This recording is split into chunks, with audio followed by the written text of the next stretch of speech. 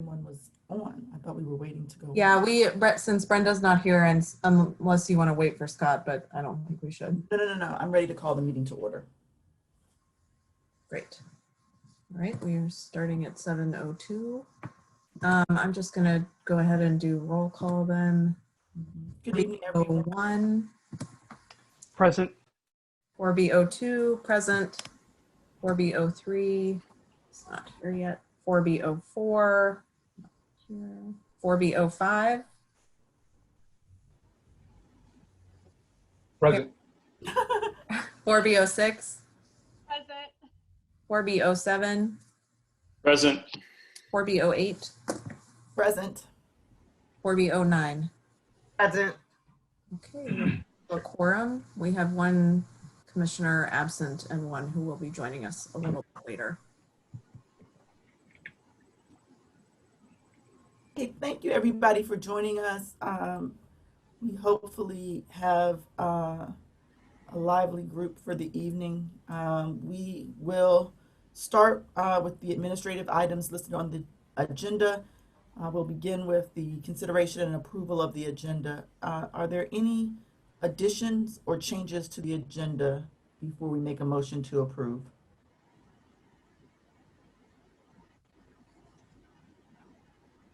Commissioner Huff, do you have a change to the agenda? Oh, yes, I do. The Walmart portion I'd like to take off because I'm working directly with Walmart with respect to the exit at 1/3 Street.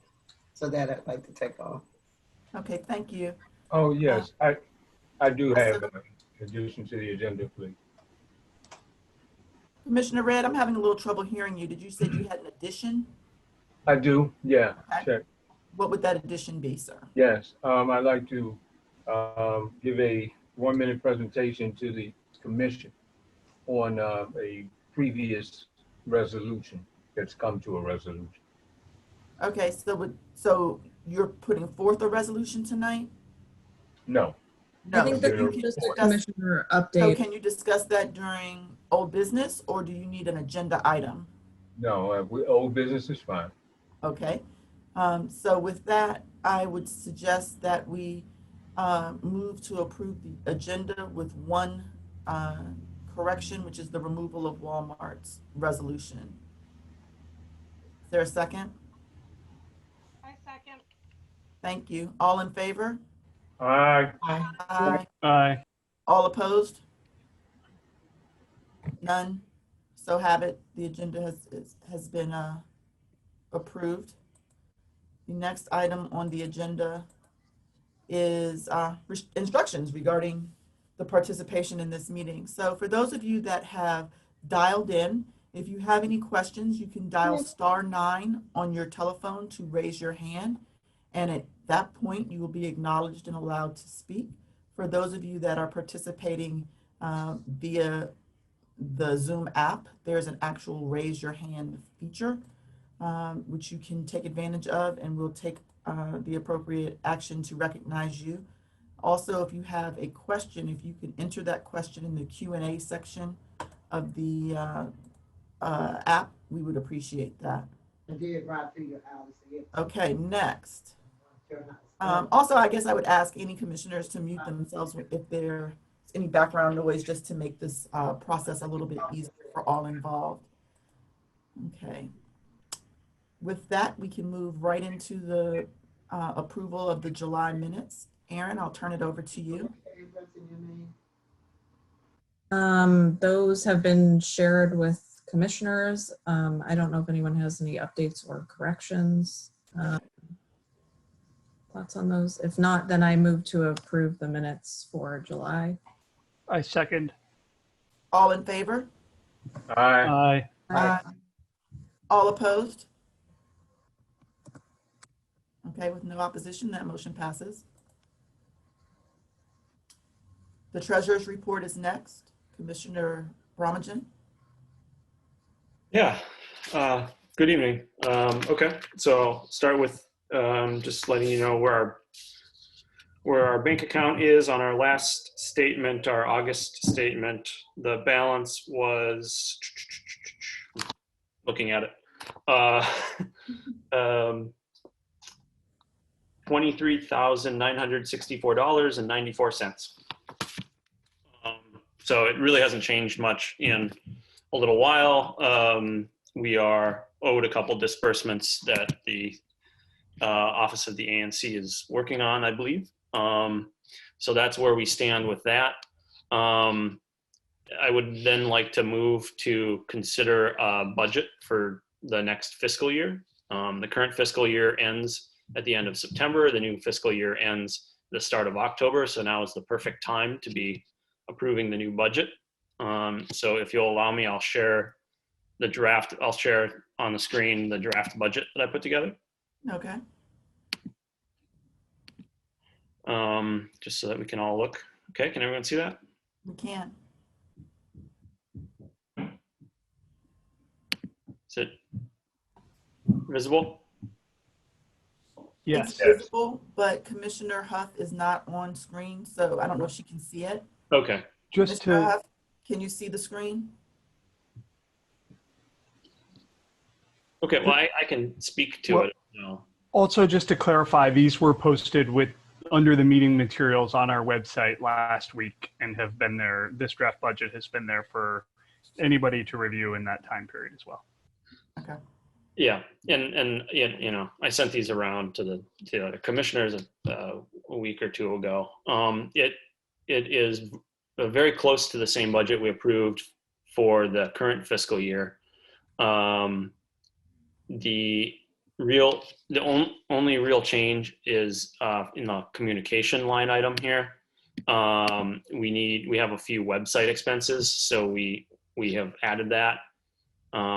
We also still have language authorizing the storage facility that we have maintaining, since we don't currently have an office. We have some documents that we keep in a storage facility that I am currently paying for. So this provides for reimbursement for that until we find out other arrangements.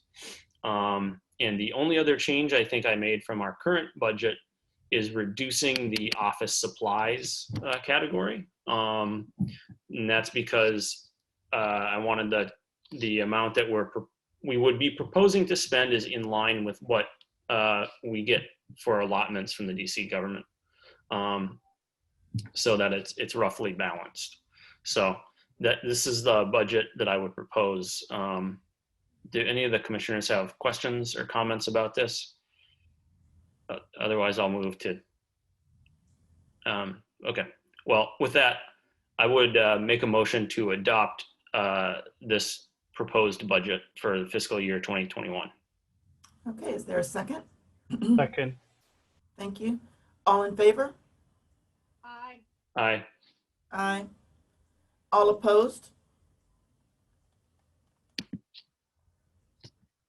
I appreciate that. The motion carries. Next on our agenda, Commissioner updates.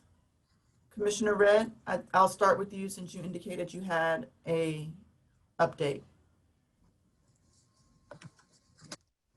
Can't hear you, you're on mute. Thank you. So I wanted to report to the commission on a previous resolution that we put forward. And this was resolution 4B19-0907. Can you all hear me? I hope you can. And this was supporting the cessation of the imminent action by urban farming land lease program. The residents in the Brightwood Park neighborhood around Longfellow, between Longfellow, Madison, 8th and 9th Streets, they were opposing a urban farm program that was set to be placed in their backyards, basically, in the back alley square. So the residents, it appeared back in 2018 that they were waiting for a representative that would represent them in putting their voice to this project that was yet to come. we discovered a lot of things along the way over the last 2 years. We discovered that the residents were not notified of this project that was coming. The residents they learned later what the plan was to be, and it did not include them. The definition of an urban farm was basically being sidewalked or walked around by the city and those who were to execute the program, those who those that got the contract to implement it. And we found that the bidding process was also somewhat retarded as well. Through all of these discoveries, what we came to is some new relationships and some new proposals for hopefully other agencies in the city to execute a due process that would include residents. And that was probably my biggest objective. The biggest objective for the residents was to have the project terminated and placed under their purview so they could decide with the planners what would happen. And we got a letter on September 21st from the Department of Energy and the Environment that stated that the residents' desires, their wishes would be honored. The project was terminated on September 21st. The entity that got the project, who was trying to implement a for-profit venture, was basically had lost the project, put it that way, lost the project. So the positive thing is, through your support, my fellow commissioners, and 4B,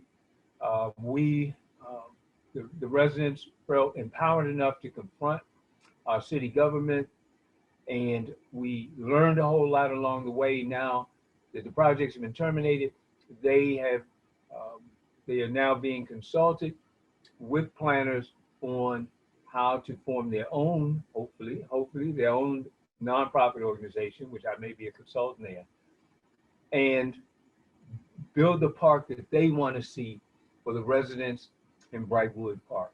So I wanted to report to you that, and I didn't offer many resolutions during my term. I didn't necessarily have to, and I didn't expect to, because we are a primarily residential ANC, but this was a very contentious issue. And then we've had several developer issues along the way, but this serves as a template, we hope, for other projects that are unwelcome in communities. And we even have gotten some calls to ask, how did you do it? So thank you, Commission 4B, the residents, the Friends of Lot 69 are thankful to you. And I want to congratulate them before our 4B commission. Thank you, Commissioner Brooks. You're very welcome. Congratulations on the accomplishment. Commissioner Palmer, did you have your hand raised? I did, thank you. I just wanted to provide a brief update on voting in the November 3rd election. We just have some information from the Board of Elections about ballots. The board is mailing ballots to all registered voters, and those are going into the mail this week. So if you are a registered voter, you should be receiving your ballot pretty soon. If you vote by mail-in ballot, there are 3 ways to return them. Putting it back in the mail, it comes with a postage prepaid envelope. Dropping it in a drop box, any drop box throughout the city, or dropping it at an open vote center. And I will put a link into the chat, which is a nice search function that the board put together, so you can type in your address and find the most convenient place to either drop your mail-in ballot or to go and vote in person. Thank you. Do any other, Commissioner Yates? Yes, good evening. First of all, I wanted to note that Yom Kippur doesn't actually end for another 37 minutes. And this is something that we actually missed when we scheduled our meeting back in January.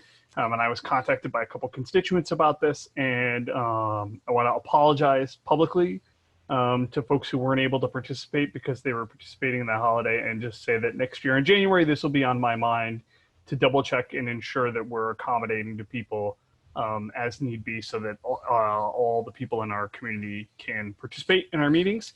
I have updates on 2 prior resolutions. I wanted to note on Resolution 4B 190306, the 8th Street Neighborhood Bikeway.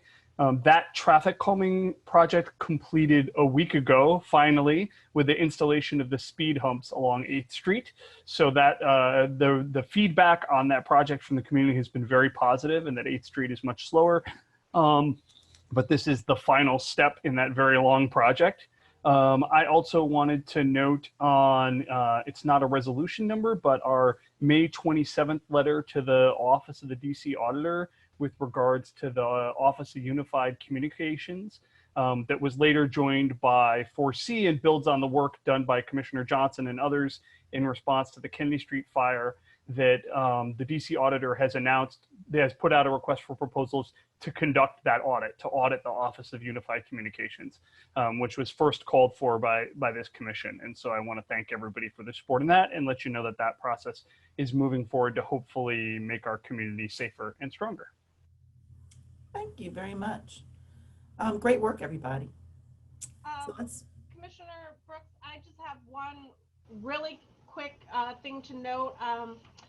I was just informed today that they are proposing some adjustments to the Metro budget, which might also include some changes, some reductions or eliminations of some bus routes during the weekday or weekends. And so there is a comment period. I will put the link to that in the chat box so that everyone can have a chance to let their voices be heard on whatever changes are being proposed. There are some that specifically relate to our Fort Totten Petworth line, our Tacoma Petworth, Georgia Avenue 7th Street, Ivy City Fort Totten, and our Crosstown and Tacoma Fort Totten lines. thank you. We'll take a look. Okay, let's move direct. If there are no other, updates, we can move to our first presentation. We have the Goodwill Ambassador and Community Organizer Campaign to Decriminalize Nature DC Initiative 81. Commissioner Palmer. Yes, I believe that Leah is on. Gordon, if you can. Okay, I didn't know if you had anything that you wanted to say before they began to speak. No, this is an initiative that will be on the November 3rd ballot, and I'll leave it to Leah to talk about it in more detail. But it is something that we can vote on. Okay. Gordon, have you been able to move? Yep, Leah's being promoted right now. Okay.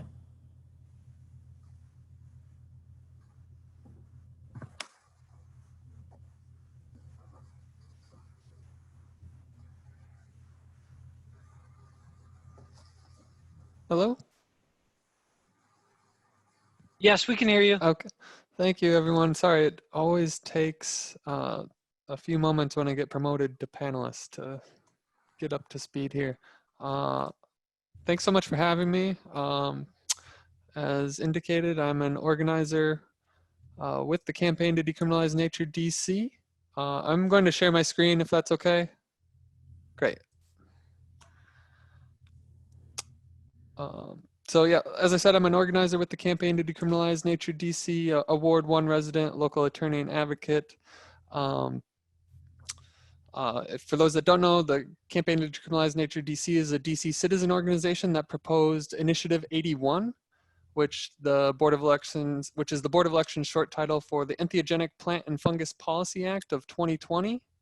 So I want to respect everyone's time here. So right at the outset, I'm just going to drop some links in the chat that should be informative if this piques folks' curiosity and they want to learn more. But yeah, just to jump right in, Initiative 81 deals with a class of substances called entheogens, which if you don't know, It's basically defined as a naturally occurring plant or fungi substance that can initiate non-ordinary states of consciousness, that can inspire mental, emotional, relational, or spiritual growth and healing. Other common terms for these substances are plant medicines or psychedelics. So in terms of the legislation behind Initiative 81, entheogens are defined as any plant or fungus species which includes one of any 5 of these active principles that are naturally occurring: ibogaine, dimethyltryptamine, mescaline, psilocybin, or psilocin. Ibogaine is an active compound found in the iboga plant native to West Africa.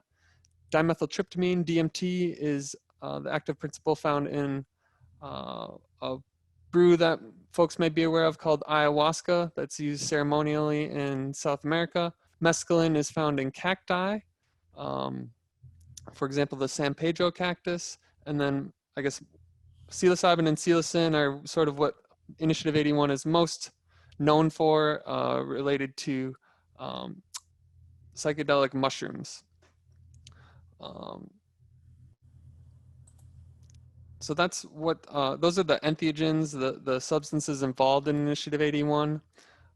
As in terms of the actual mechanics of it, Initiative 81 employs a 2-pronged approach to effectively decriminalize them. First, in Section 3B, the policy deprioritizes investigation and arrest of adults for offenses involving entheogens, such that they are among the Metropolitan Police Department's lowest law enforcement priorities. So for example, if there was someone jaywalking in the street where there's cars passing, and another person on the other side of the street possessing some entheogens, a police officer would be inclined to approach the jaywalker as there's a more clear and present danger in that instance. So that's kind of what we're talking about when we're saying lower law enforcement priority. And then second, in the event an arrest is still made, despite that first prong, Section 4 provides a backstop by codifying a call from the people of DC to the Attorney General for the District of Columbia and the United States Attorney for the District of Columbia to cease prosecution of residents in DC for offenses involving entheogens. And I do want to touch briefly on the background of Initiative 81. Without getting too far into it, it's important to have some information about where this movement is coming from. First, as I'm sure many of you are aware, these substances are not new to humanity, far from it. There's evidence dating back millennia of ceremonial use of entheogens. This is an example of a cave drawing from Spain dating back to 4000 BCE depicting psilocybin mushrooms. And ceremonial use persists in various cultures to this day. Even in the US, some entheogens are legally accessible for specific religious and sacramental contexts under the Religious Freedom and Restoration Act. And what is emerging now over the last few decades is research on the mental health benefits of entheogens, sort of confirming that which various cultures have been aware of for so long. Prominent institutions like Johns Hopkins, UCLA, NYU, the Imperial College of London are producing these studies. There's now over 1,500 published research papers investigating the therapeutic use of entheogens. The studies demonstrate undeniable beneficial healing potential of incorporating psychedelics into treatments for depression, anxiety, PTSD, end-of-life care, as well as comorbid substance use disorders. These studies have led the Food and Drug Administration to now twice grant psilocybin mushrooms as the designation of a breakthrough therapy for treatment-resistant depression, meaning that these medicines may demonstrate substantial improvement over what's currently available in the form of antidepressants, SSRIs, those kinds of things. Beyond, individual therapeutic benefits, there's studies showing societal benefits to psychedelic use being associated with reduced rates of criminality and a wide range of categories, including property crimes and theft, violent crimes like assault and intimate partner abuse, and also just generally show reduced rates of recidivism is shown to be corresponding with entheogens. In addition, this research is disproving some of the horror stories that linger due to the stigma from the war on drug era.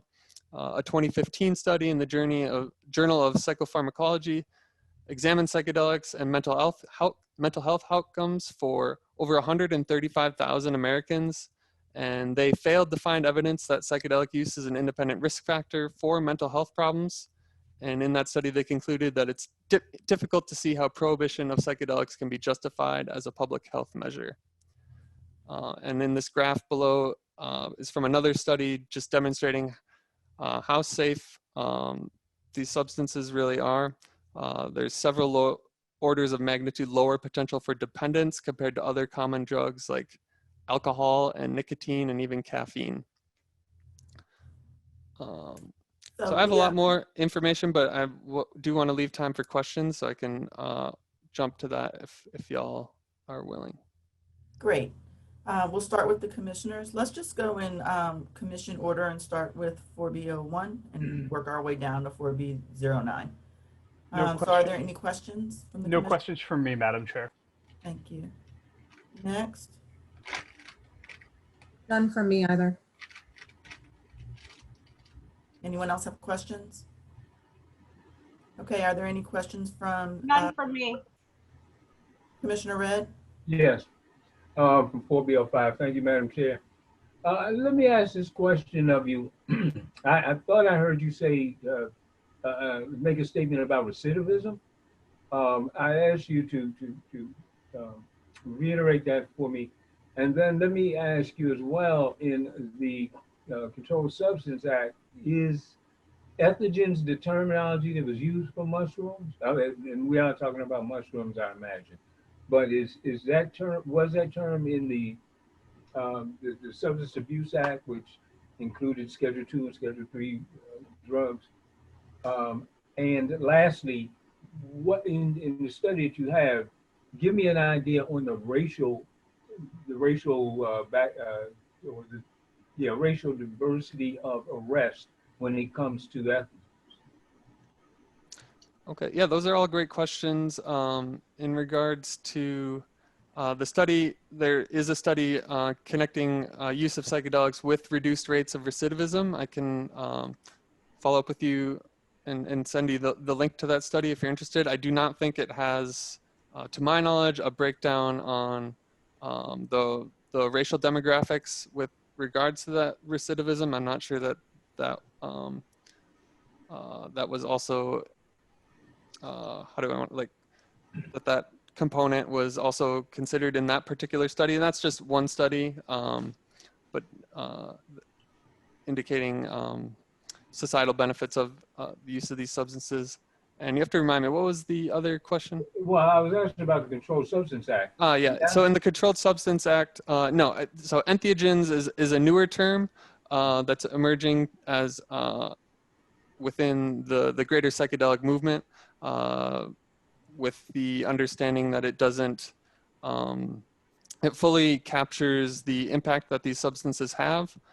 In the Controlled Substances Act, that's from decades ago, terms like hallucinogens and things like that are used, which don't accurately capture the medicinal benefits of these substances. Okay, and I have one last question just to follow up. I asked you about who, to your knowledge in your study over the years, who was arrested? And I asked this question because controlled substances have been a sore spot for the Black community in Washington, D.C. and all four quadrants regarding arrest and prosecution. Are Black people arrested for mushrooms, or are more white people arrested for mushrooms? Because the decriminalization and the initiative seem to have gotten a lot of steam very quickly, and here it is on the ballot now. Mm-hmm. Yeah, we did get a lot of support very quickly. We were able to collect over 25,000 signatures in just 2 months earlier this summer to get it on the ballot, despite the challenges of coronavirus and all that.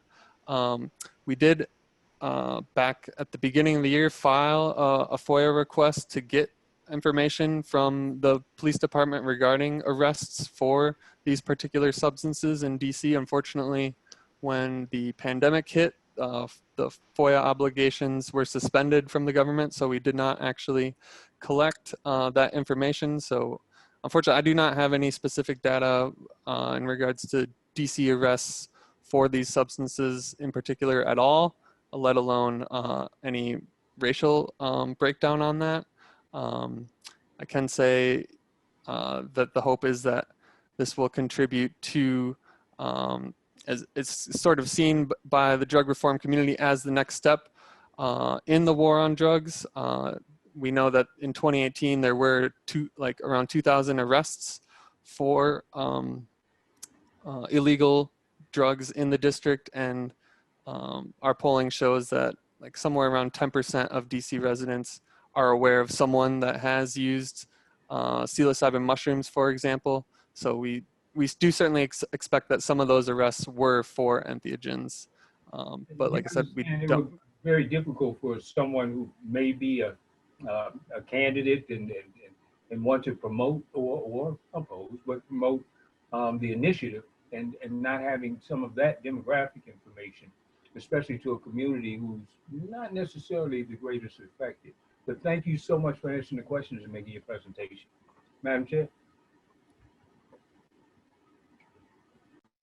Thank you. I'm going to move to constituents. If anyone in the audience has a question, if you could please either press *9 from your phone or use the raise your hand functionality in the chat. We would greatly appreciate it.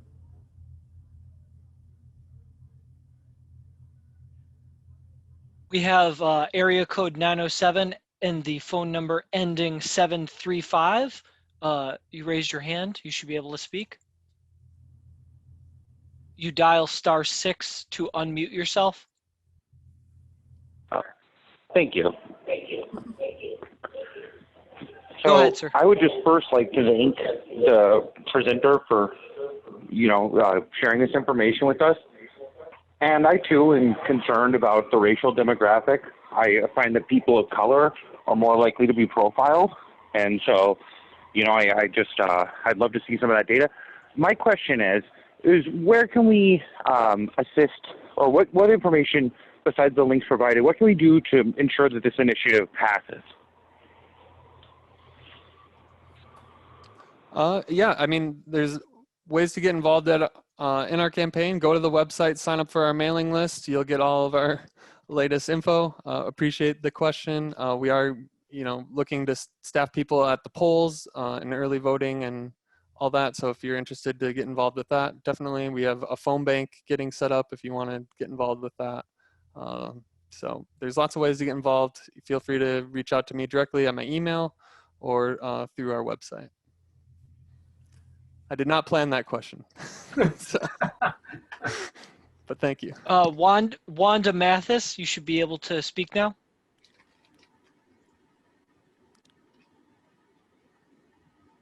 Tell her how to get off of mute, please, Gordon. Hello, can you hear me? Yes, we can. Yes, we can. Okay, fine. My question regarding the entheogens, we know that children have a tendency to get involved in things that they shouldn't. And drugs are one of those things, and the hospitals are capable and knowledgeable.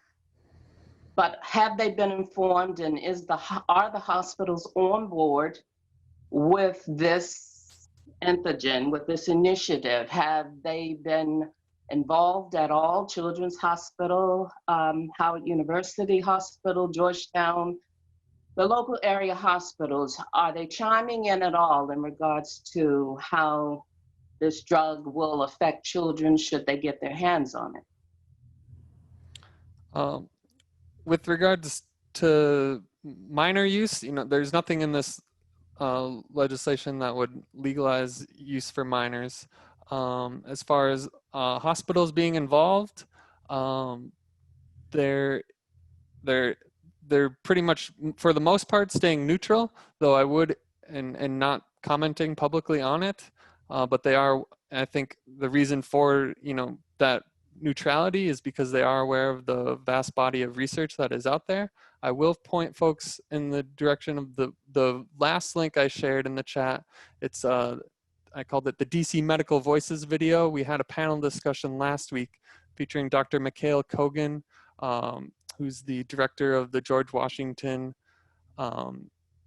Institute for Integrative Medicine, and also Jesse Walker, who's a psychologist studying at GW. They both are medical community members who spoke in support of this measure. I definitely encourage you to check it out. Jesse Walker in particular spoke to sort of the disparities in access with regards to Black, Indigenous, people of color in regards to accessing these medicines. If that is of all interest to you, I definitely encourage you to check out that video. She really spoke to that particular aspect of this movement really well. It is, you know, in the awareness of folks involved in this movement, but we do have a broad coalition of support from all 8 wards behind this initiative. With regards to children and specific data around that and research, you know, the war on drugs and these substances being Scheduled 1 for so many decades has had a really chilling effect on research overall. So like I said, there's a growing body of research, but the research that has been done has been focused on adults. I'm not aware of any specific research on the impact these substances could have on children. Leah, I just want to interrupt because Julie made a good point, which is that all of the things we've been dropping in the chat have just been shared with panelists. If you could I'm sorry. share and just make sure it says panelist and attendee so that folks can see that. Thank you. And while you're working on that, we will have to move on to our next presentation. Unfortunately, we bumped up against our 5-minute presentation and discussion threshold. So thank you very much for coming. Thank you. Thank you. Thank you for having me. Appreciate that. Okay, we will be moving on now to our next presentation for the evening. We are hearing from the Deputy Mayor of Education from DCPS. Paul Ken, are you with us? Or Gordon, could you please move him up to panelist if you have not already? He is, and I just moved him up. Thank you very much. Welcome. Thank you. The floor is yours, sir. You have Very good. your presentation and 15 minutes for discussion. I'm sorry, Commissioner Yates. Did you have anything to add? I just wanted to thank the Deputy Mayor for joining us. Education has been a focus here at 4B. The Chancellor joined us in the spring to discuss the budget. We've had representatives of various local charter schools and private schools as well. And so we appreciate you joining us. And we know you made some news today, so we look forward to hearing about it and then having the opportunity to have both commissioners and the community ask you some questions. Thank you, Commissioner Yates, and thank you for inviting me. My name is Paul Kine. I'm the Deputy Mayor for Education. And just to be clear about the role that I have in my portfolio is both DCPS, and I also work with all of the public charter LEAs across the district. I also, given the news we have today, will share that I have DPR in my portfolio, along with all of the workforce agencies.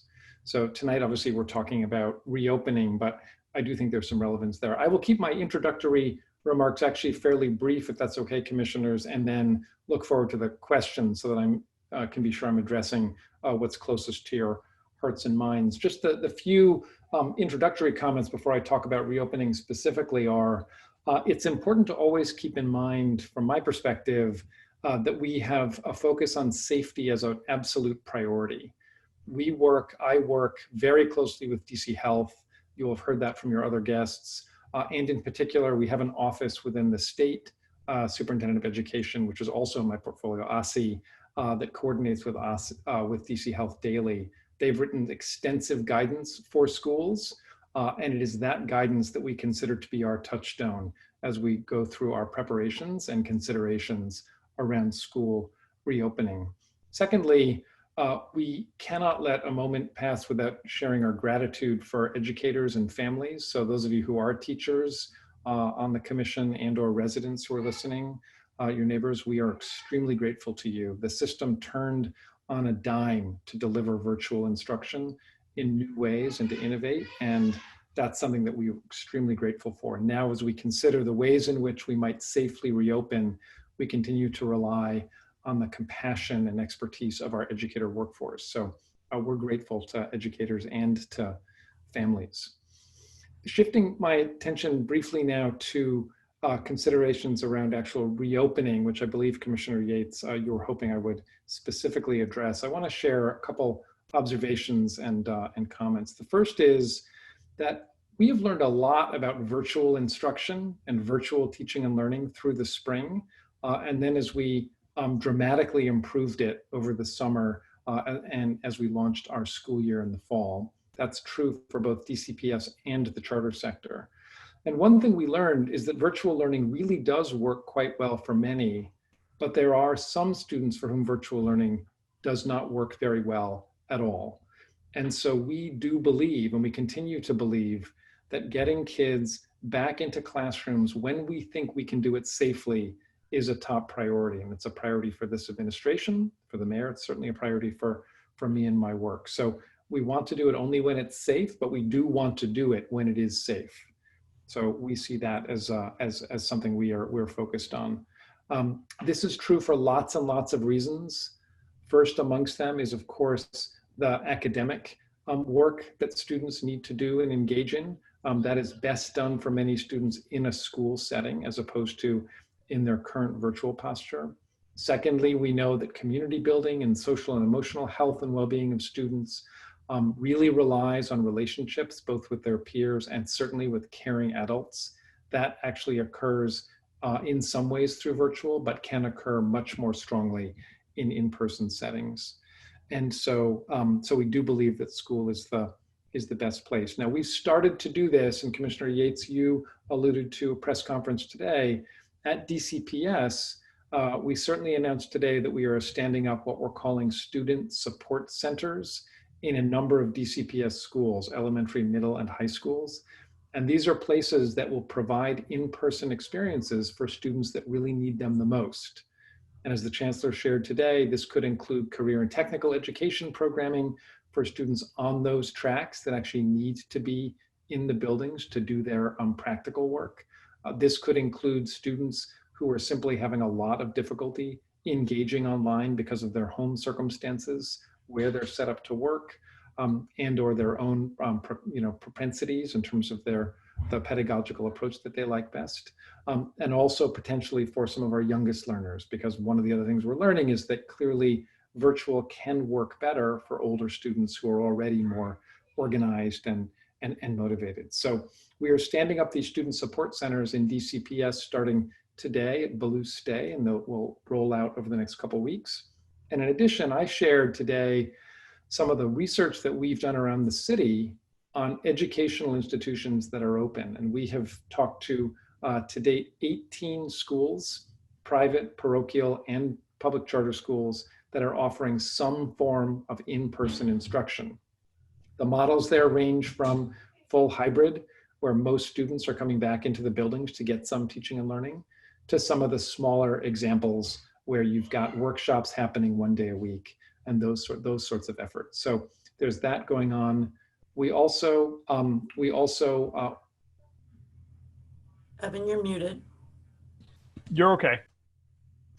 I'll also add that we have 250 early childhood centers around the city that are open for in-person, conducting health screenings of the doors.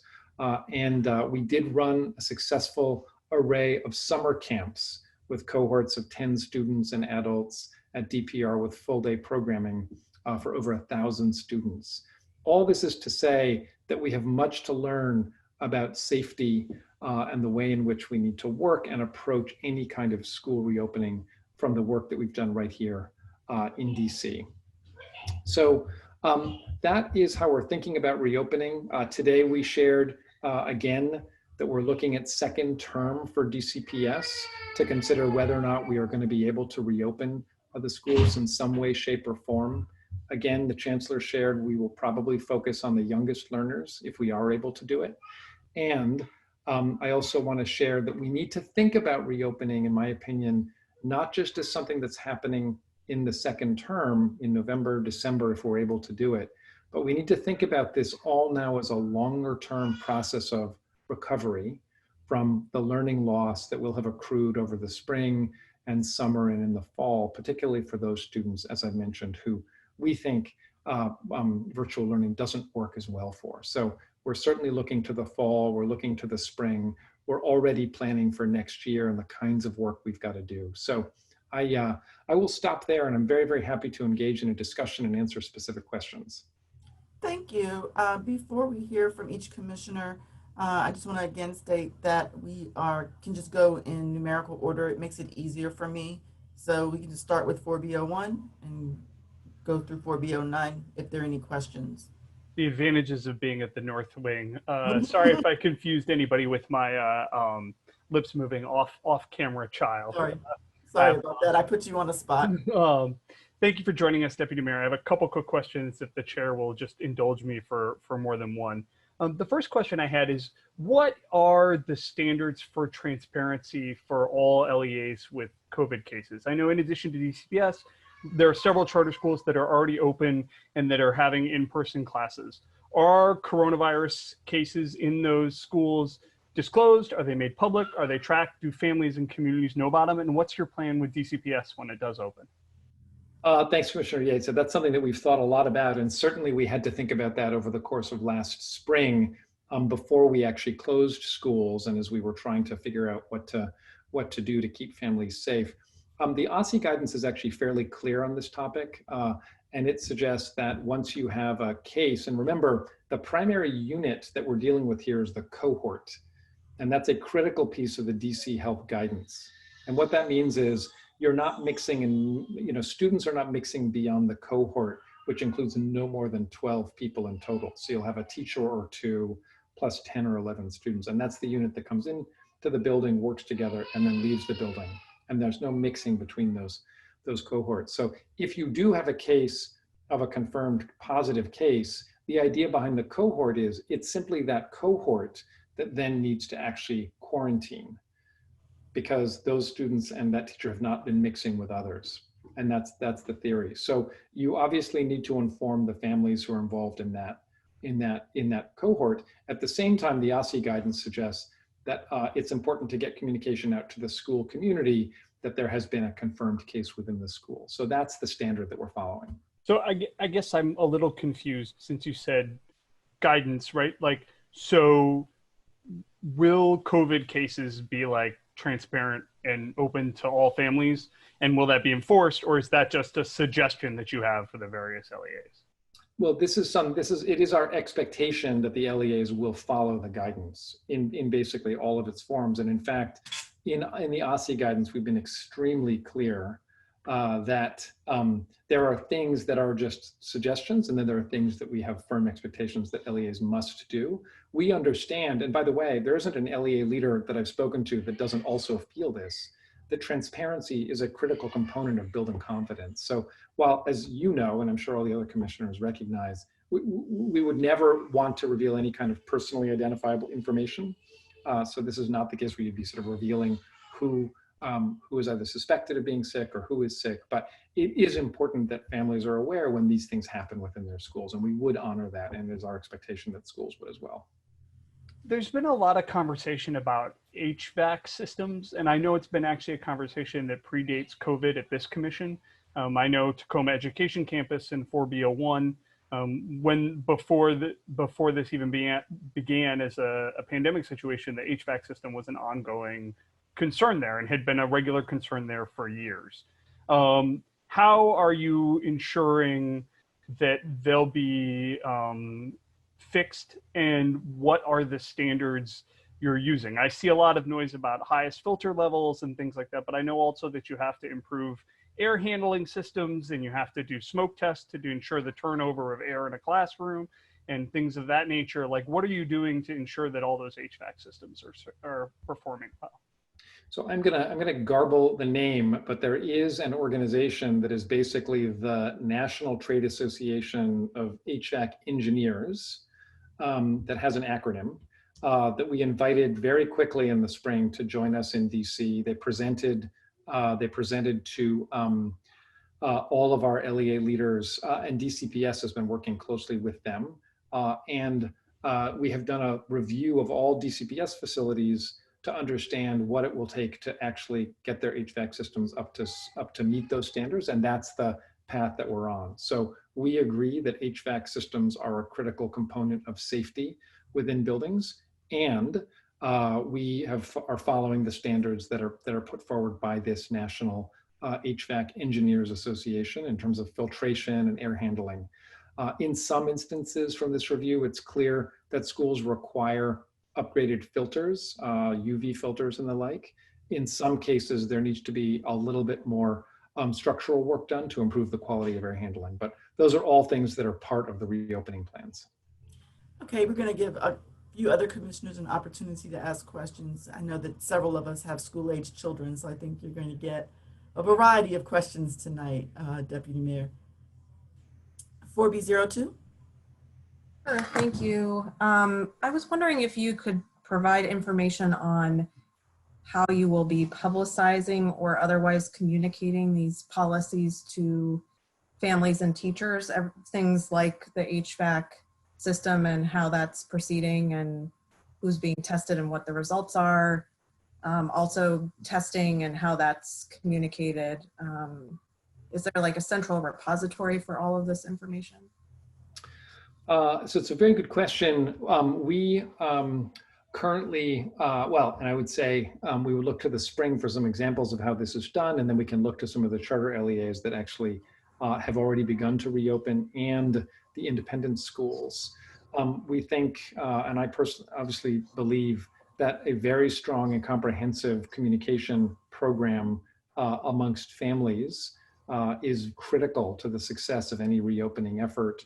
We shared information today publicly, and DCPS is sending out information to its community on the student success centers, and that's obviously also happening on a school-by-school basis. The mayor shared today that next week we'll have more information on what a reopening strategy for DCPS might look like in the circumstances that we believe we can do it safely.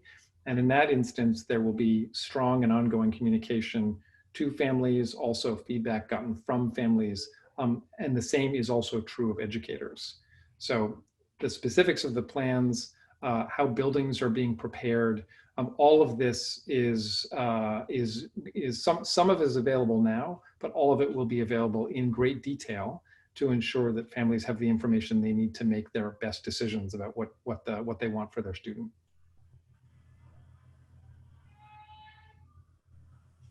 Is that it, Commissioner Palmer? Commissioner Palmer, while you're, although you've read your question, why don't you ask the question that's in the chat or in the Q&A if you don't mind? Sure.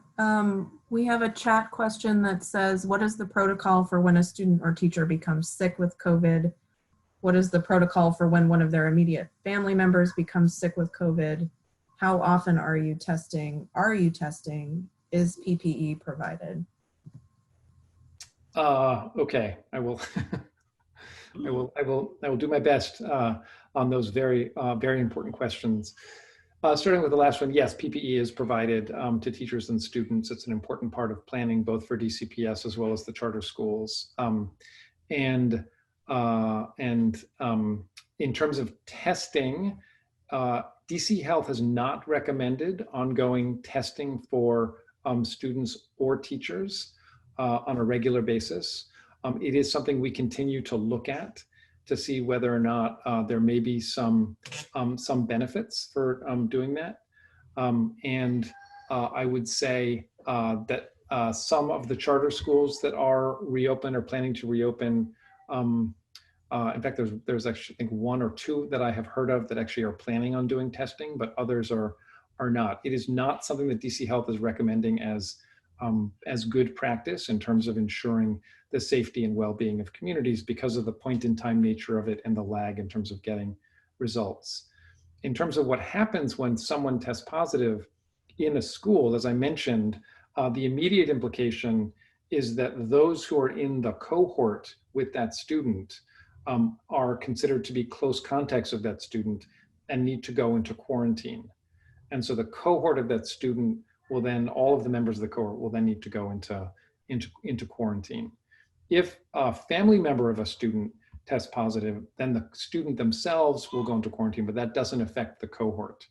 Because as DC Health would tell you, the other students in the cohort are then contacts of a contact.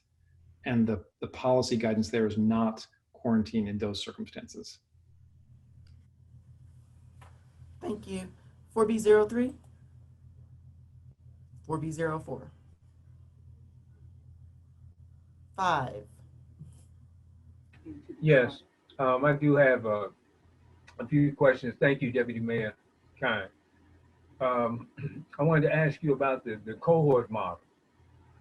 Where did that derive from? Is this something that was, and where did the guidance come from for this? I find it problematic when in that last answer you gave, where you have folks, children in these cohorts, and if indeed one tests positive, then all of a sudden they disappear. But do the other children know that now my peers are gone?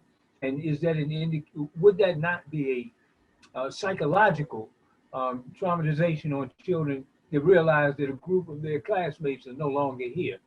I have, and I guess I'm asking questions, and I'm also making commentary. I have a problem with a two-headed school system, and for all my fellow commissioners, for the last 7 years, I've been an opponent to an unconstitutional school system where we have a public or a traditional, and then we have a charter system that operate on two different planes. So I want to ask this question, Deputy Mayor Kine, as well. For the charter schools, bringing back children in-person learning, are you planning to do the same for traditional schools? And are these children in the charters being used as an experiment? I know those are some pointed questions, but I have concerns. I'm a grandfather of 13 children. So I'm very concerned about this and charters having some type of, I don't know, latitude to put our children at risk. So I'd like you to, I guess with some nuance, address that, please. So thank you. Thank you, Commissioner, for asking the question. Congratulations on your 13 grandchildren. I would say one thing to keep in mind, I think up front as I consider your question is, we would not allow, the mayor would not allow any school activity if we didn't consider it to be safe. And she's made that very, very clear. In the instance of the charter schools that have begun to do some limited reopening of in-person learning, I have certainly been in contact with all of them.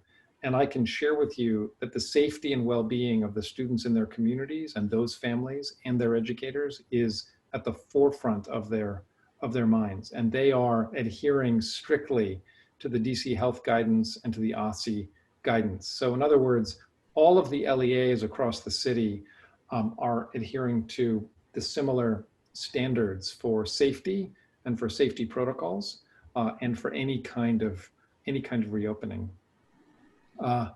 You asked the question about the cohort model, and that is really considered to be across the country and across the world one of the most effective ways to contain the spread of the virus. Because if you were to imagine a school building with 300 students swirling around in it, you've clearly got lots of opportunities for contact and spread of the virus, as opposed to considering much smaller self-contained units of young people with qualified adults teaching them that basically are only mixing with each other. And those smaller units are the way that we can actually, the way that we think, if again, the health conditions in the city allow, that we can safely reopen the schools. So it really is considered to be a good practice. It's been promoted by the CDC, the American Association of Pediatrics, and others as being an effective way to mitigate viral spread. And that's why we're adopting it. And just to follow up, and thank you, Deputy Mayor Kine. We know that even when entities operate in bubbles, if someone goes outside of that bubble and comes back into that small group, one can infect the others. For some reason, it is counterintuitive to me that well, you're doing your job, but our city would put our children at risk by bringing these children back for in-person learning because some parents need babysitters. It's very problematic to me, and I would ask you to communicate my concerns to the mayor because this is one venture that I am not proud of as a Washingtonian. Thank you so much, and thank you, Lady Chair. Thank you, Commissioner Commissioner. Red. I would not normally do this, but I would like to offer one very small response because I don't think it's the case that we are interested in reopening schools or bringing students back for in-person learning for childcare. I mean, I have really talked to many school leaders. I've been on panels with high school students and middle school students. I've heard about the conditions in which some of our families are being forced to do virtual instruction. And it is true that for some of our students, they are actually learning very little, if anything at all. And so it is for those students that we are considering bringing students back in. So the balance really is trying to ensure that they don't lose a year of learning, which will have untold consequences down the line. And that's what we're really focused on. So I did want to offer that. That's just small commentary, but I will take your concern back and thank you for the comment. Okay, let me jump in before we move forward and say that we had allotted 10 minutes for presentation, 15 minutes for discussion. We're clearly over that. We've not gotten to constituents just yet. I want to make sure we get to constituents. And so I'm going to ask commissioners to limit their questions to one question and not a conversation so that we can get through that. We're almost at our 25-minute limit. And so I don't want us to lose sight of where we are in the process. My apologies. And all of that being said, I'm now going to ask my question, which is going to lead to even more conversation. But my concern is, you know, how do I phrase this? My concern is that restrooms weren't always in the best shape when there was no COVID. And now I'm more concerned about how we're going to ensure the cleanliness of the building and the facilities that the students are using, even if they're in pods.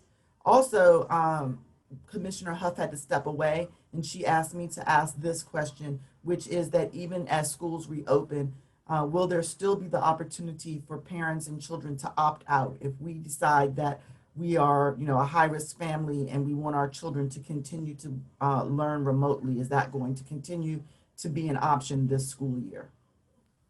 Thank you, Chairperson. I'll take that one first, which is absolutely. This is always the case that what we're trying to do is provide families with more options, and any family that wants to be virtual or remain virtual or continue learning at home will always have the option to do that in any one of our public schools, be it DCPS or public charter schools. So that I want to just be very clear about. In terms of cleanliness, I actually can't comment on the state of the bathrooms prior that you might be referring to, but I can say that we've done a lot of work on figuring out with DC Health what the right cleaning protocols are. That all plans across the city for anything that is talking about in person has got to have their cleaning protocols and plans vetted and approved by DC Health. And then DGS is of course working, which does much of the extra cleaning and deep cleaning of facilities, working with DCPS to understand what the schedule will be, how often they'll come in to do that extra deep cleaning, in addition to the ongoing cleaning that the maintenance staff does at DCPS. So I feel very confident that the cleaning of the schools will be adequate to ensure the safety that we need. Does that include extra staffing? It does include this extra deep cleaning by the DGS contractors, yes. Okay. All right, I believe we left off with 4B06, Tiffany. I'm surprised. Okay, yeah, I do get to ask my question. So I was going to ask specifically regarding, you had mentioned that there's going to be improvements to the HVAC units, which some might just need to be renovated. Some might ultimately need to be replaced.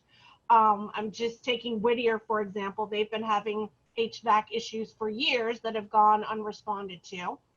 And then also the use and dissemination of PPE equipment for both staff and students.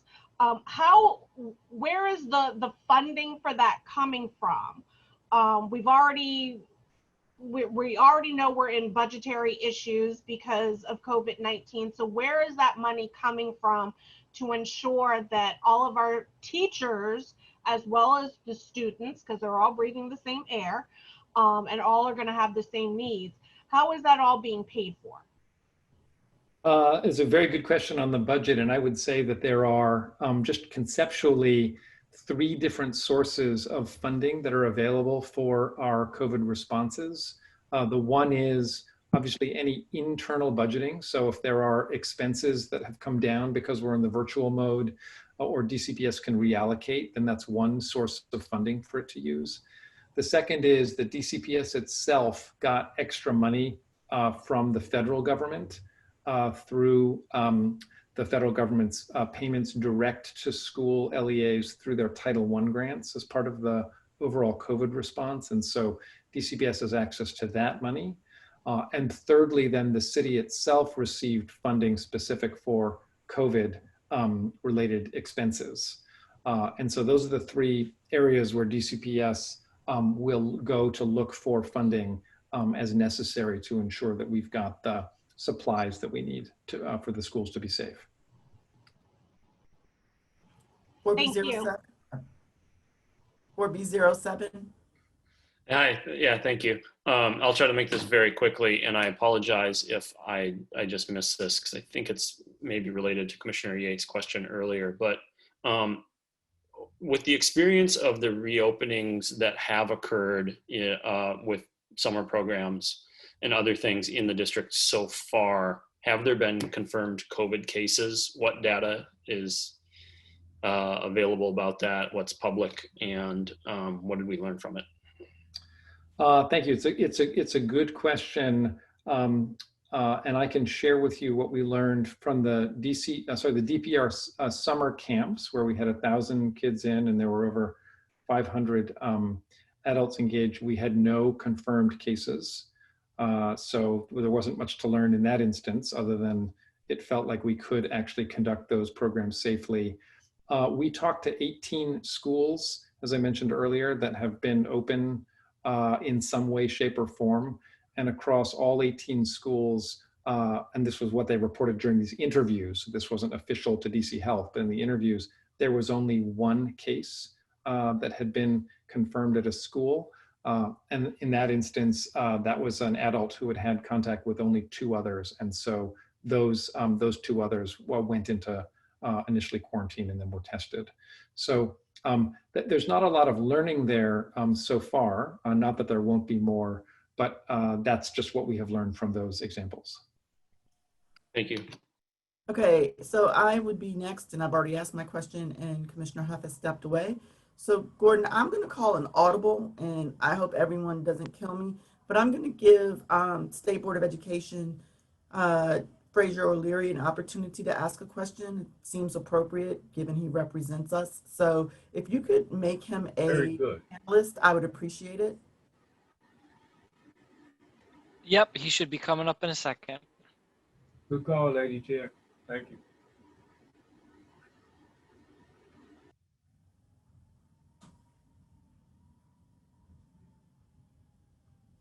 Hi, Mr. O'Leary, how are you? How's everybody? Hello, Deputy Mayor Kine. How are you? State Board of Education representative for Ward 4, Mr. O'Leary. I have, I put 3 questions in the chat. The first was about the number of students who haven't received devices since school started. What percentage? Just a ballpark percentage. That we know about? Yep. I think it's 0 apart from pre-K. Okay. The second question has to do with students who have special needs or for whom English is a second language. I know that during the spring semester that was a real problem, and the a lot of students were not serviced, let's say. What has been done to change that in the last month? Yeah, so thank you, Fraser. That's a really important question.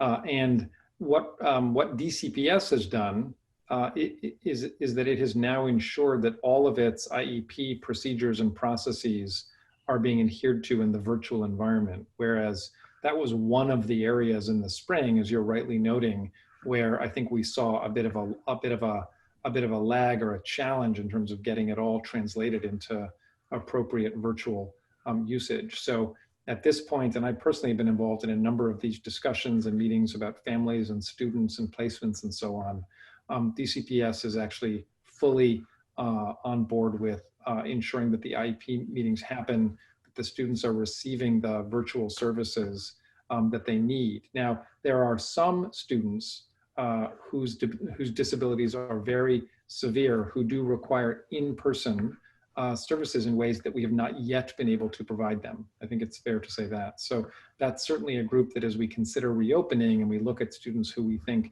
may not be getting enough education or adequate education in the virtual setting, that we would look at those students as being amongst those we want to offer some in-person if those families were interested in it. And the third question I have is, what has been done to use alternative learning sites once the building's open, such as the gymnasiums or the bleachers at the fields or libraries in the neighborhood, those kinds of places? Because like I come from Cardozo, which is a huge building, which could service more than one school, I think, if we used all of those not classroom sites in the building. Has there been any discussion about that? Yes, Fraser, there's been a lot of discussion about that. And in fact, a lot of analysis. We went through every school in DCPS, and we did this at some of the charter LEAs to look at all of the what we would call usable indoor space, which included where you could put cohorts, including gymnasiums, some of the bigger hallways, multi-purpose rooms, and so on. And remember, DC Health doesn't allow you to put more than one cohort in a room. So you can't, for example, have 3 cohorts in different corners of the gym. But you can make use of those spaces.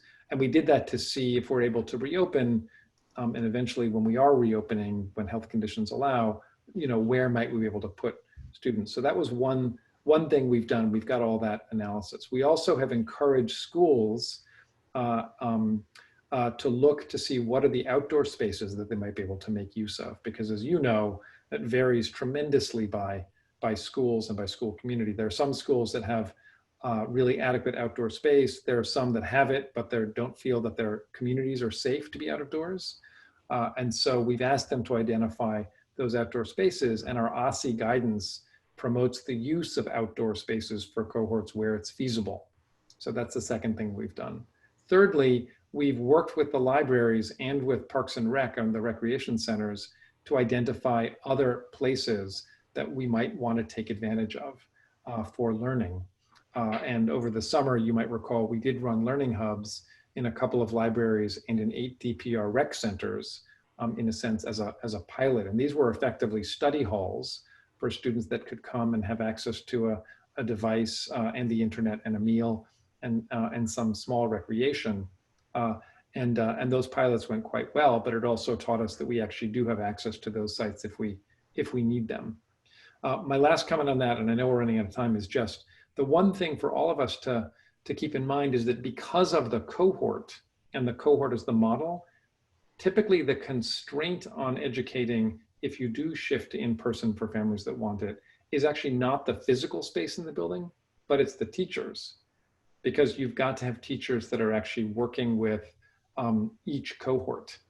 And therefore, you will have some students in a virtual posture that also require teachers. So it's not the case that you have plenty of teachers and not enough space. It's more that you've actually got the space that you probably can take advantage of given the teachers that you have and all of the different demands on their time. Thank you. I just want to emphasize something that you and I have talked about all the time, every time we talk about getting this information to the community, because what you've been saying about what's going on with those kinds of learning spaces. You know, people in the community need to know that. And you can't rely on the mayor's press conference or some kind of one way to inform the community. It's got to be all hands on deck, letting them know about it. Thank you so much. Thank you, Fraser. Thank you. I'm going to make the assumption that everyone has either put their questions in the chat everyone from the community has put their questions in the chat and or raised their hands. And at this point, I'm going to ask Commissioner Palmer to address the questions that are in the Q&A. And I'm going to ask Mr. Chapin to let us know if there are any raised hands. Okay, we have a few in here. The first is, how are absences of in-person teachers going to be handled, like if they get sick, given that in-person teaching is not being done by all teachers? How are students going to transition from in-person to distance learning if they become ill? Those are both, I think, very good questions. I have to say that in terms of teacher absences, I assume that those will just be handled. I mean, there are different kinds of absence. Obviously, if a teacher is working in person and they get sick, that will be handled as normal and with compassion. And I think that in terms of the students, if they become ill and need to transition into virtual, then that will be facilitated at the school level, and they will be placed in a comparable learning environment to the one that they were in at the appropriate grade level with the right teacher. Okay, we have a question in here about cleaning classrooms and common spaces, which I think was already discussed. What has the DME office done to support schools in creating real cohort models? Is it verifiable that schools will be using cohort models? So I think what I'll say again about that is that this is the very clear guidance from DC Health, and we've produced it through OSSI. We've delivered it multiple times to school leaders across the city, both district and charter. And it is the constraint that all of the school leaders talk about and deeply understand. And so what we've done is ensure that everybody understands that is a very real constraint. And yes, it is verifiable. It's verifiable in the plans that every school had to submit as they got ready for the fall. We asked them to talk about what their virtual learning posture would look like, but also to provide plans in the event that health conditions allowed for reopening. And in all cases, the cohort model is considered to be essential. And so, yes, it's verifiable. Okay, let me interject right there because one of the questions in the chat is related to cohorts. So are these cohorts transparent across different LEAs, i.e. for a family with multiple children who will be in different cohorts, will there be consideration?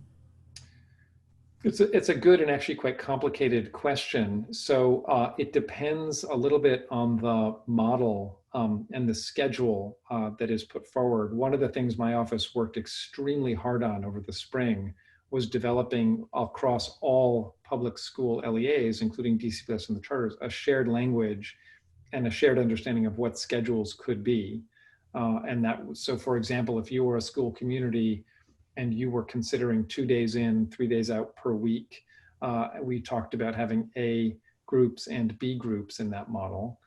If you were going to be 1 day in a week and 4 days out, we talked about A groups, B groups, C groups, and D groups. We've always talked about virtual groups. And the reason that we pushed so hard to develop this shared language among the schools was exactly to facilitate schools being able to work together to ensure families were in the same groupings. So that still stands, but I will say it's a complicated question depending on the schedules that the schools adopt. Okay, I have one other question that came through text. Can you ask how expanded learning and OST programs are being considered in the hybrid learning plans? These programs can be a huge support, but unfortunately they aren't currently part of the planning circle. Why aren't they funding and leveraging out of school time programs to help support students that need additional support? So I think the question is also very good, but also it's partly accurate and partly inaccurate. The out of school time funding actually out of school time office sits within my office at the DME. And all of that funding is still intact and is flowing out to providers across the city for the school year programming. And it did it certainly over the summer. And in those instances, obviously those providers are following the school schedules and the school model, so they have been virtual. We have asked each of them to explain to us and share with us how they will support in person once and if health conditions allow for schools to provide those in-person experiences. And so the out-of-school time providers do indeed have plans to support in-person instruction and to be in-person themselves in coordination with the sites that they normally operate at. What is true is that DCPS in this first instance did not have the before and after care providers working because they were adopting an all virtual posture. And they just felt as though that was the best decision they could do now. As DCPS considers its reopening strategies, of course, that question will be raised again and considered. But the majority of the out of school time funding, which flows through my office, is still going to providers who I agree will be extremely helpful. Okay, so I think we'd like to wrap up. I'm going to give one final question to Commissioner Yates, who promises to be extremely quick, and then we're going to get back to the rest of the reports on the agenda. Yeah, I just wanted to ask really briefly about rebuilding trust. Like, as a DC public, elevated levels of lead in the water that was not disclosed by DCPS and wasn't shared with families until families brought it up. I know Tacoma and Whittier here in town have had problems with their HVAC system that they've tried for years to get fixed. You know, and you talked about devices, right? You know, over the summer we were hearing that every student that would need a device would get a device. At my kids' school, the ECE device distribution begins tomorrow, right? Of trust with parents that have a history of not always being able to trust what DC says is what's going to happen when it comes to school.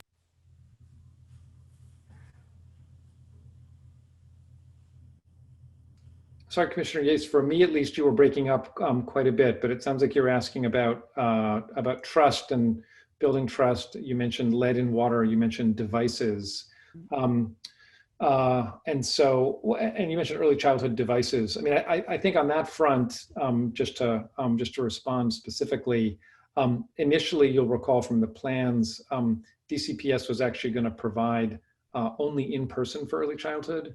And when we were forced later in the summer to transition, it was at that moment that we realized we're going to do virtual for early childhood. And so those devices were ordered later. DCPS has distributed something like 27,000 devices to students that need them across the city.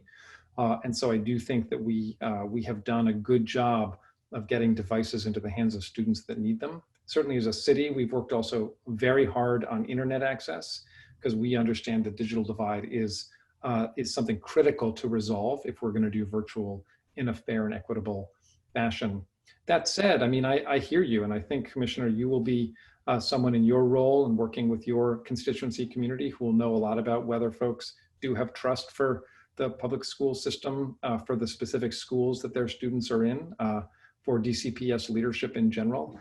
So I can't really comment on that other than to say, I believe it is critically important that the communication that we do around all this is open and transparent, that the plans are available for parents to look at, to make decisions about, that we engage our teachers and educators in ways so that they fully understand what schools will look like and feel like and be like and what the protocols are. I mean, these are the things that any school, all the early childhood centers, certainly the summer camps that had all of their staff in with almost 100% attendance. I mean, the things everyone is saying is folks need to really experience what safety looks like and feels like in order to believe that they are safe, in order to be confident about it. And I think that's just important lessons for all of us, and certainly those of us in leadership in the public system, public school system, we really take that strongly to heart.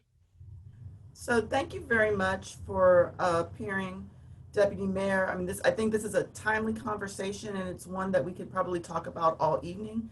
But at this point, I'm going to have to draw it to a close and move on the agenda. again, I really appreciate you coming and taking the time to speak with us.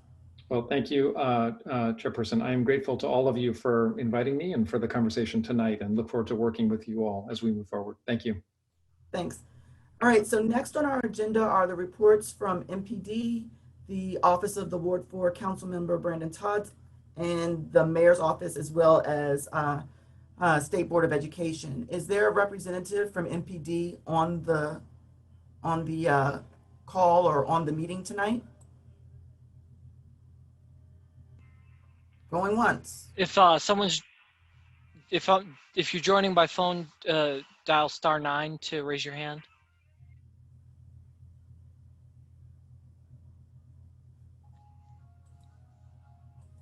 Nope, but we have Ms. Turner from Chairman or Councilmember Todd's office. Okay, well, we'll move to that. Hold on one second, Dolly.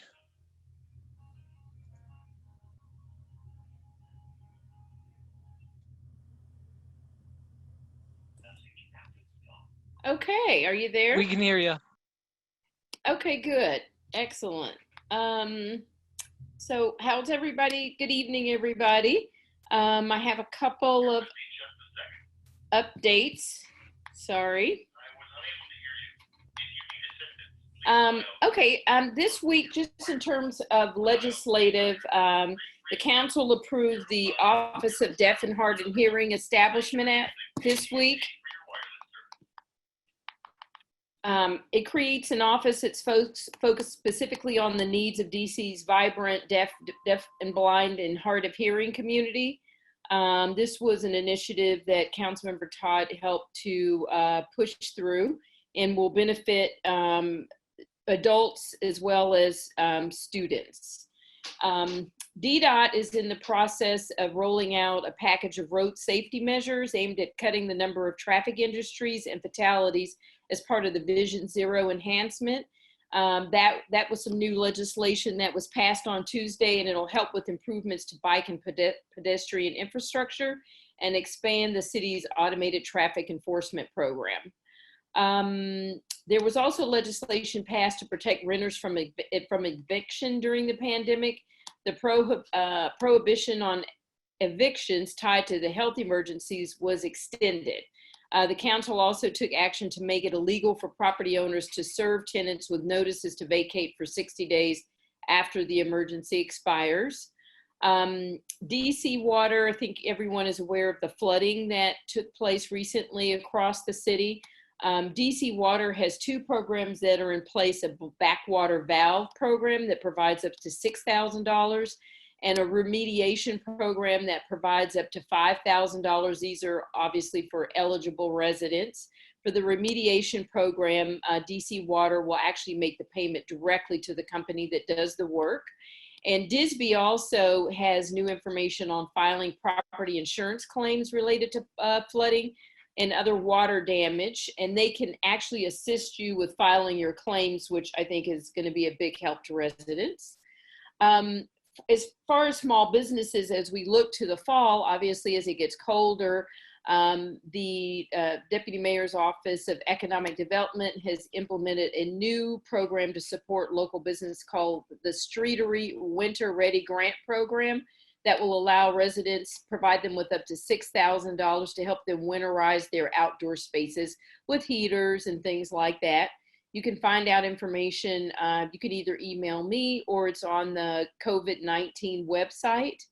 And I think those are the main announcements that we have. I'm sure, has anyone already made announcements about voting or where the Ward 4 mail ballot drop sites are?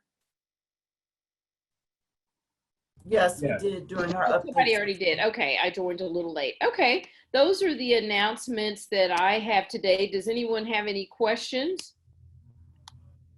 Yes. Commissioner Red? Oh, I will. One other thing I want to mention is the dog park construction is underway. So that's exciting. Hi, Commissioner Red. Actually underway? Like they've broken ground? Yes, it started this week. Or it either started on Friday or this week. Yes, I'm pretty sure it started on Friday. Thank you, Dolly. You're welcome. Commissioner Red? Thank you, Lady Chair. Hello, Ms. Turner. Hi, how are you? Oh, I'm much better now that we come to some resolution on lot 69. Thank you for your participation. You're welcome. And thank the council. I sure will. I that read I him your need- email, Commissioner Red.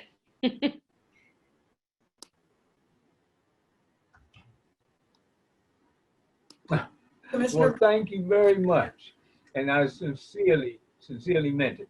So here's an issue that, and I believe that the council members on the Human Services Committee, am I incorrect in Yes, that? yes, that's correct. Okay, all right, so this is specific, and for my fellow commissioners, I want you to be aware of this, that the mayor's executive order to basically put the moratorium on evictions applies to DC residents across the board. Am I incorrect, Ms. Turner? So with that said, here's the deal. People who are in charge of the district, who are in mental health congregant homes, that doesn't apply to them. They can be evicted. And how do I know? Because I am advocating, along with one of the partner organizations of my nonprofit that I run, we're advocating to keep a person with a mental health challenge in a place to live. And we have people in this city who are willing to evict them and put them on the street during COVID. And this person contracted COVID from one of the workers who comes in. I think that is criminal in nature. And I've got to say this, that the Human Services Committee has done us a disservice because there are no processes. And we had to basically turn those people inside out and had to stand on tables to get them to begin writing a new process in order to give people with mental health challenges, people who don't even know what's happening to them, due process when they're being threatened with eviction. And we only have one council member, who I won't name, who has stood on the side of people who are being evicted under this particular moratorium, this executive order. And it's criminal. And I hope, I really hope Ms. Turner is on the phone, but the Human Services Committee, they act like they don't even know what's happening. But this is happening, and I want to tell folks. Thank you, Lady Chair. thank you, sir. Are there any other questions from are there other questions from commissioners? Excuse me.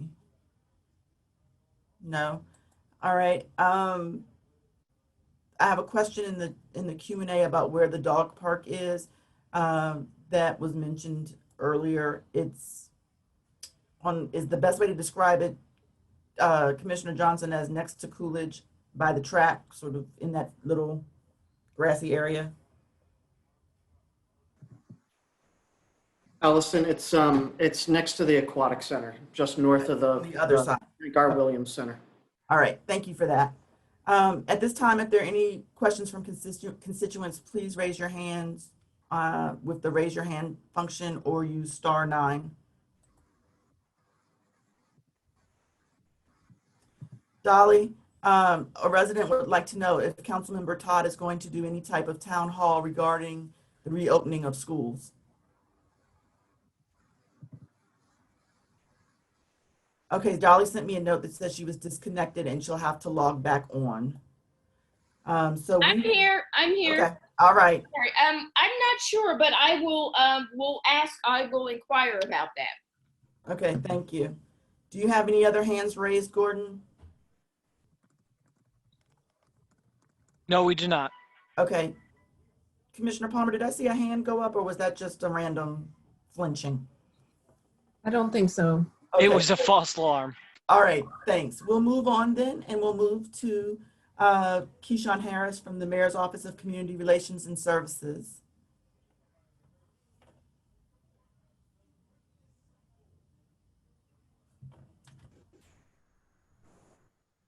Go ahead.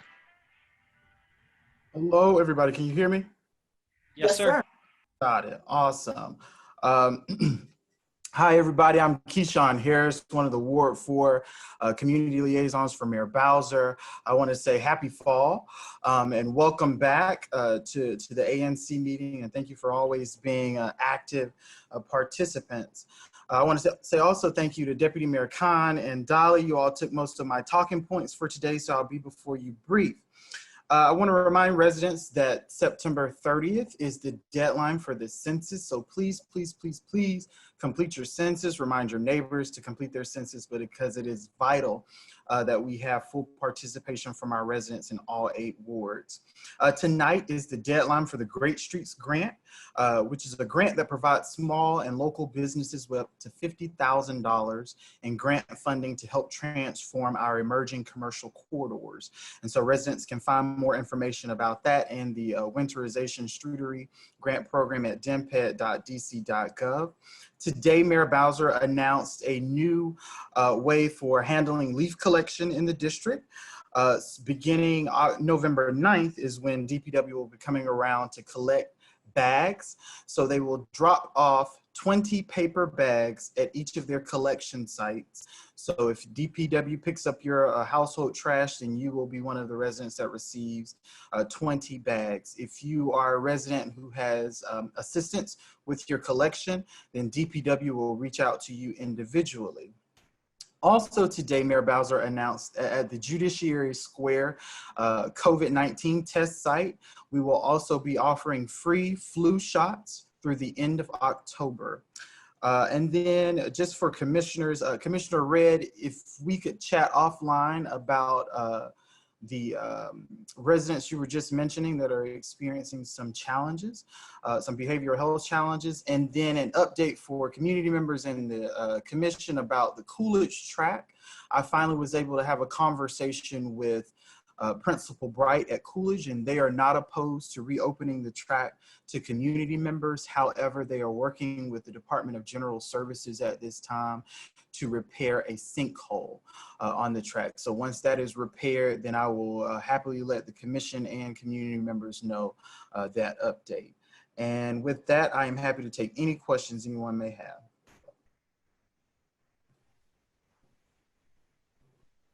Commissioners, are there any questions? Yeah, I have a quick one.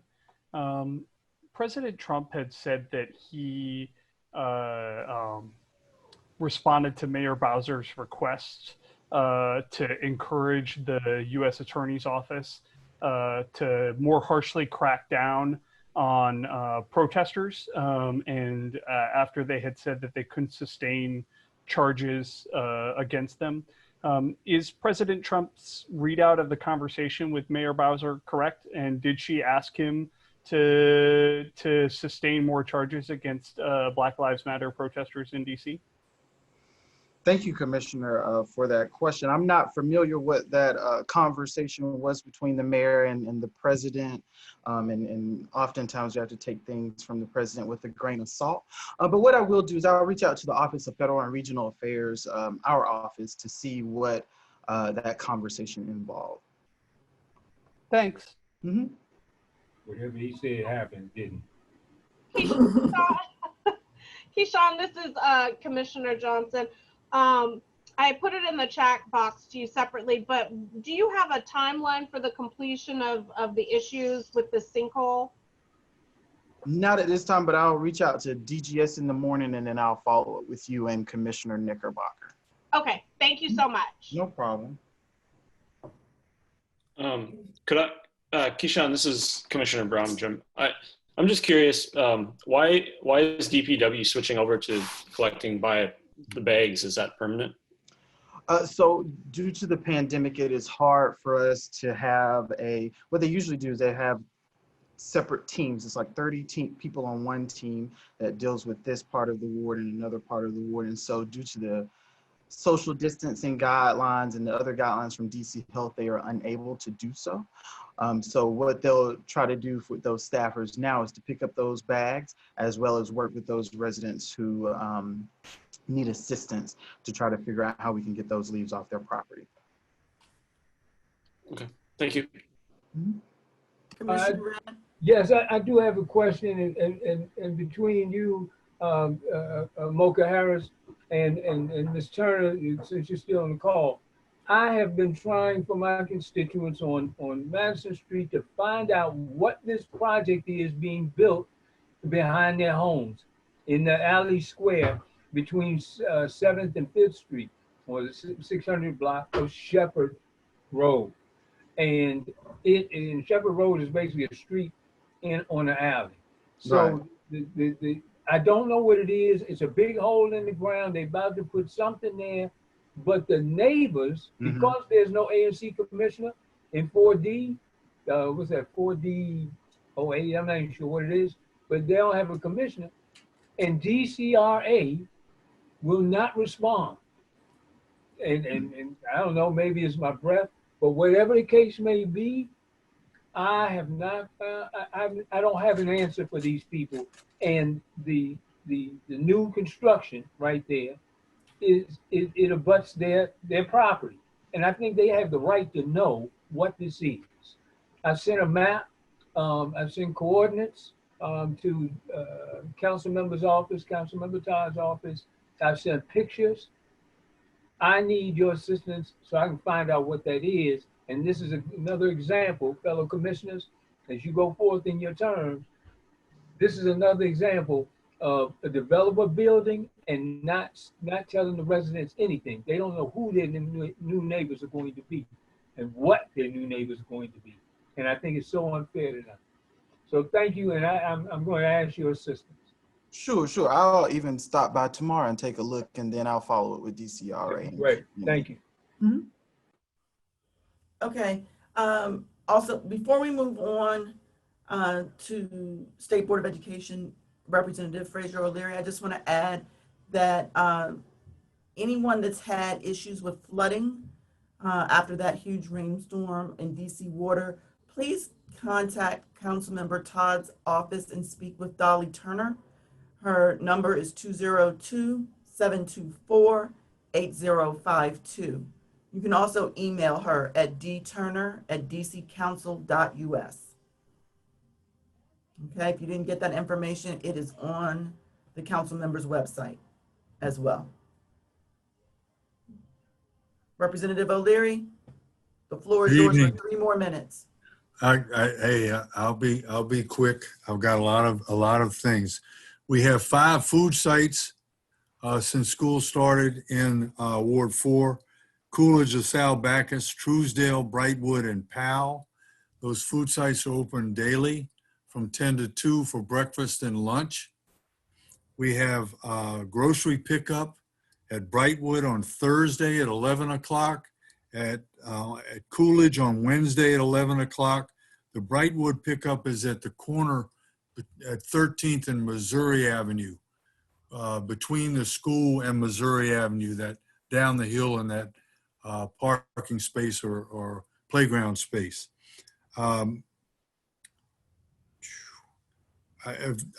tried to ask to get some answers from Deputy Mayor Khan. There are a lot of things that aren't working with the opening of school. It's important that you get in touch with all of your constituents and have them lift their voices to ask these questions of the city, of the council member, of the mayor, of the deputy mayor, of the chancellor, all of the people who are supposed to have the answers about what's going on in the schools. I can't believe that every child has a device at all. And I know that a lot of the students are not, they're signing on and signing off right away. And they're counted as being there for the whole day. The last thing I have is good news, and that's the book drive that I started in January. We've distributed over 10,000 books to the elementary schools, both high schools and Ida B. Wells. Michelle Martin started a book drive for us. She got over 5,000 books in 2 days from the community that we were able to distribute.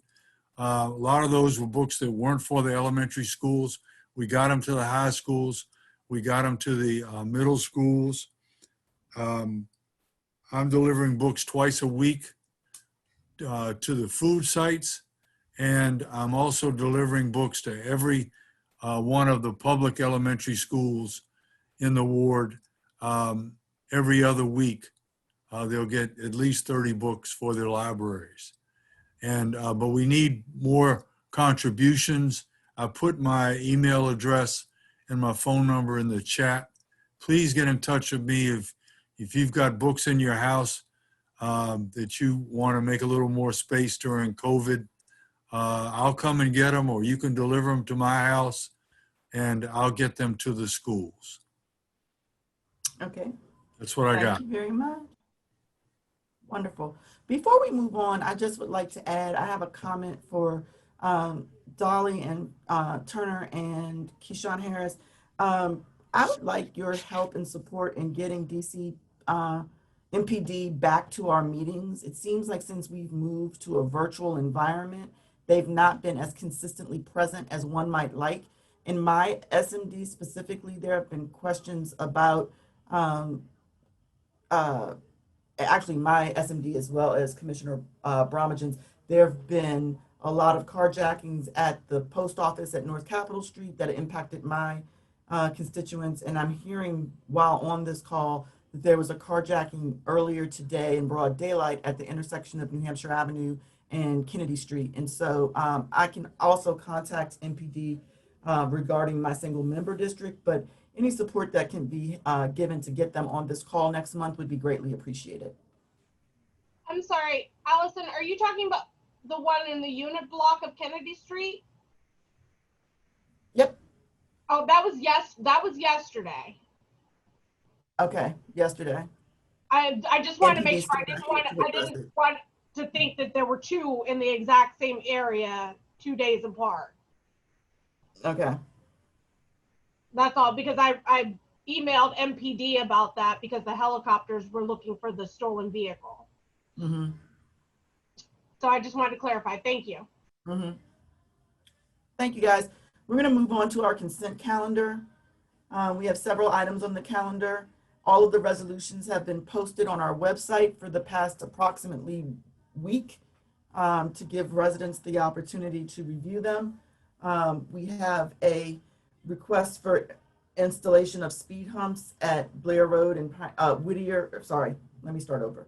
A request for an installation of speed humps and additional traffic calming on Whittier Street Northwest between Blair Road and Piney Branch Road. We have a request for speed humps on 4th Street Northwest between Van Buren and Aspen. We have a request for speed humps on Longfellow Street Northwest between Kansas Avenue and 1st Street. We also have a request for speed humps for the unit block of Sheridan Street Northeast. We have a supporting a resolution in support of a provision for DHCD funding for 218 Vine Street Northwest. Lastly, a resolution urging the DC Council to ban the use of gay panic and trans panic defense in court cases.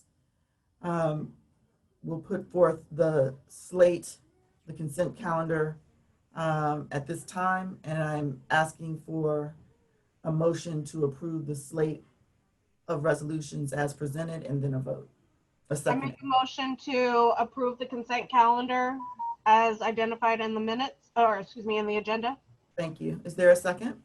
I'll second. Thank you. All in favor? Aye. Aye. Aye. Opposition? All right. Any abstentions? Thank you very much.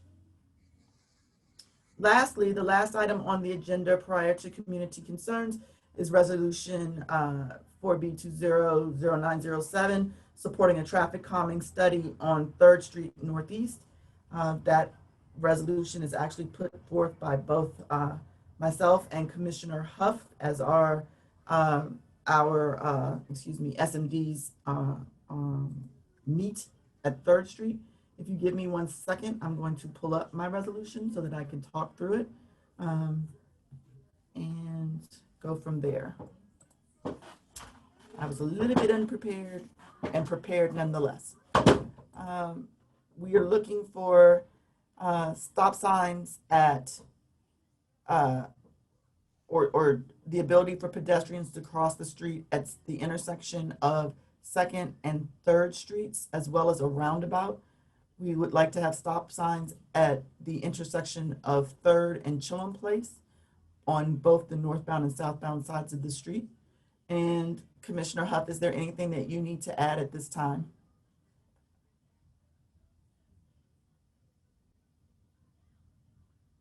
Commissioner Huff, I think you're on mute if you're trying to talk to us. We can't hear you.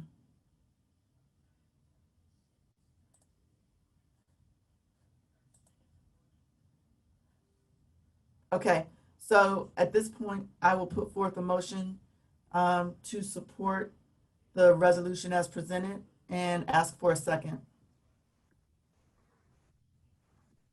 I second it. Thank you. All in favor? Aye. Aye. Aye. Thank you. All opposed? Any abstentions? Motion carries. Okay, at this point, we have the opportunity to hear from our constituents during community concerns. We ask that each resident speak for 1 minute and not repeat previous commentary. And we ask that you either dial *9 from your phone or use the raise your hands functionality in your Zoom app.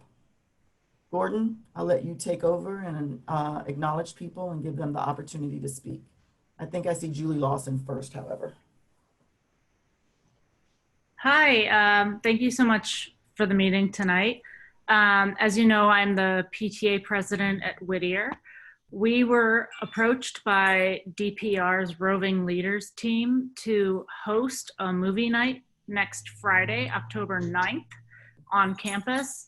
We're doing a poll right now for parents to pick the movie, but it looks like it'll be Trolls on, again, October 9th at 7 p.m.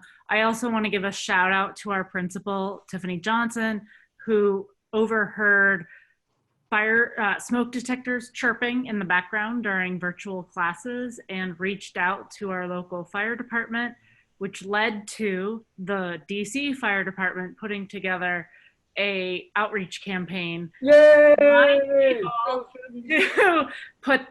check their batteries and make sure they're up to date.